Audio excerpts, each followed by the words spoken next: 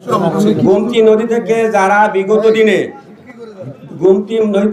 বিগত দিনে মাটি কাটছে তাদের মাটি কাটা অবৈধ।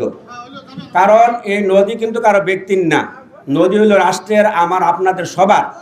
অতএব রাষ্ট্রের নদী থেকে বিনা অনুমতিতে, বিনা লাইসেন্সে, দেশের কোনো সরকারের অনুমতি ছাড়া যে কেউ মাটি কাটবে সেটা হলো অবৈধ। অতএব অবৈধ কাজে আমরা নাই।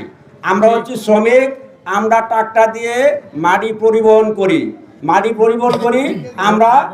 আমরা রেকর্ডের জায়গা অথবা অন্যান্য জায়গায় মাটি যায় বিক্রি করে, আর তারা মাটি উত্তোলন করে, তাদের বিরুদ্ধে আমাদের অবস্থান। কারণ সরকারিভাবে অনুমোদন ছাড়া নদী থেকে মাটি উত্তোলন করা সম্পূর্ণ অবৈধ। অবৈধ কাজকে আমরা কোনো সময় বৈধ কাজ করতে পারবো না। বিগত দিনে যারা এই কাজ করছে তাদের বিরুদ্ধে সরকার আইনগত ব্যবস্থা নেবে বলে আমরা আশা রাখি। আমরা বৈধতা চাচ্ছি এজন্য যে যারা ট্রাক্টর শ্রমিক, ট্রাক্টর মালিক, তারা কিন্তু আমি বেবাস না, তারা স্বল্প শিক্ষিত মূর্খ মানুষ।